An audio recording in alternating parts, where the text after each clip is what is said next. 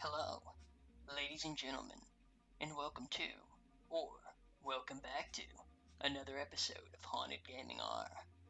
On this episode, I'll be reading, in a word-for-word style, a Mario Kart Super Circuit creepypasta called The Game That Listens.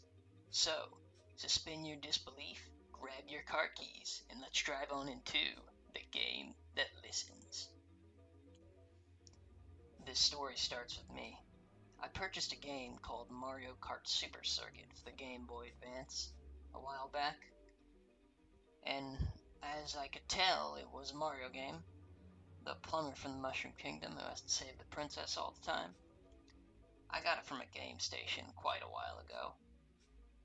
The checkout cashier handed me the game, and I paid very little for it, as it is an old pre-owned game. I asked him right after buying the game if it was faulty, and he replied with, "Oh right, yes, the game is in 100% working order." So, right after I brought the game, the clerk also mentioned that the woman who had sold it to the store originally said that she loved the game, but it creeped her out. I thought that was odd given the context of it being a Mario Kart game, but maybe she was talking about one of the stages or music tracks or the like. I also noticed there was TGTL written in all uppercase letters on the back of the cartridge for some reason. I asked the clerk what the acronym on the back of the cartridge meant, and he said he didn't know and that I probably wouldn't know either. So I walked home, and after deciding against my normal chores, since my parents weren't home at the time, I decided to play the game. Putting it into my GBA, the game started as normal. Played really well, and other than the writing on the back of the cartridge, it was in pretty good condition. So I was really happy I could play the game and not worry. Although one time, something did happen. As I was playing the game, I decided to play Bowser's Castle 1, and was doing extremely well. So well that I decided to mock the CPU in a childish way, saying that they suck at the game and such. As I was just a boy, my imagination was at its wildest. But when I started mocking the game, after a while I heard a little static, and then heard an unexplainable noise, then the game froze for a few seconds, which threw me off a little. But as a kid, I thought it was just my imagination getting the better of me, or some type of minor glitch from the game being pre-owned and probably roughed up a bit.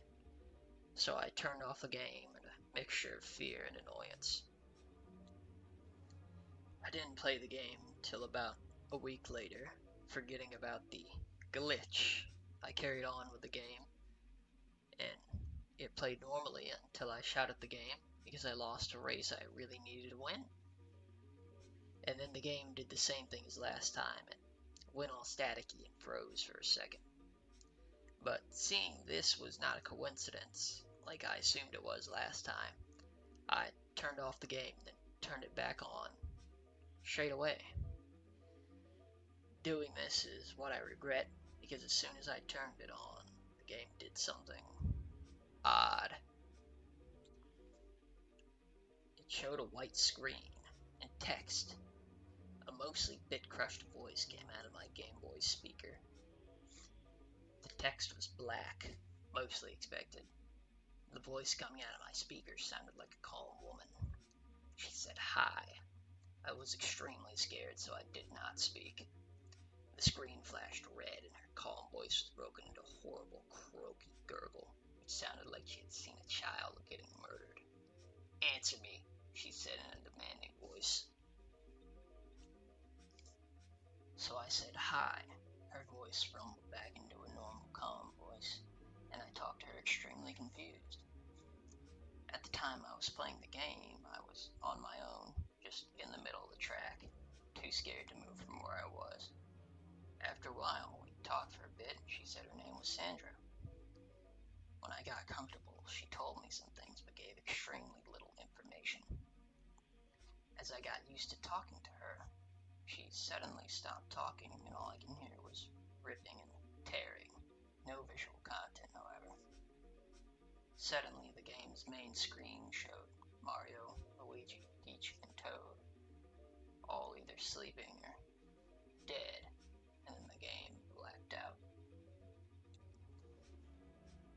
was, of course, watching without any movement, as I was frightened.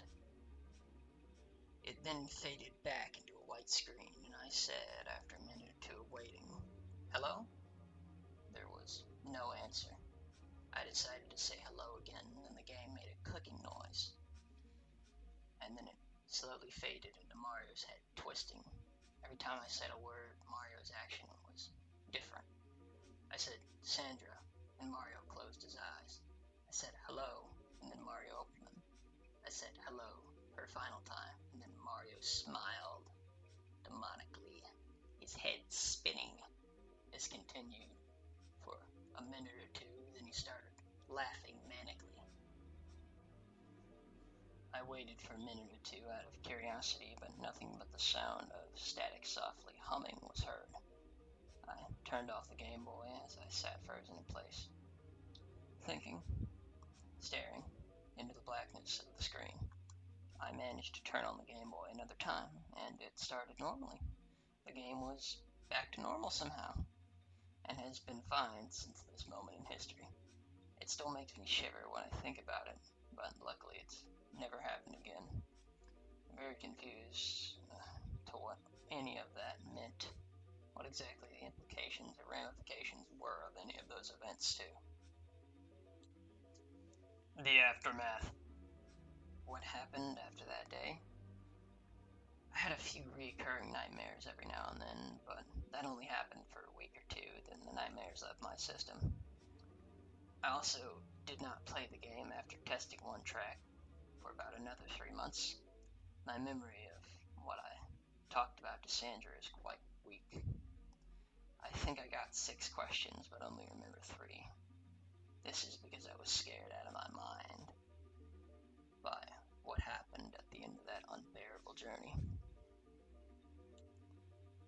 The questions I can recall in any sort of detail are the following. Question 1. Who are you? Answer. My name? Sandra. Question 2. Sandra. What does TGTL stand for? Answer. The game that listens. Question 3. Are you a real person, Sandra? Answer. Of course I am. You're speaking to me right now. I may not be here with you, but we are still talking. This is all I remember of it, and I'm very sorry. Please be careful with what you buy. You never know what could happen. Well, that, ladies and gentlemen, was The Game That Listens. A Mario Kart creepypasta about a haunted game that listens. Tell me what you thought about the story in the comments and suggestions for future episodes too, if you're so inclined. And thank you guys for giving me your time to listen to these. Even if they are low quality and just something I do for fun every few months, I hope you guys are enjoying them. Other than that, till next time.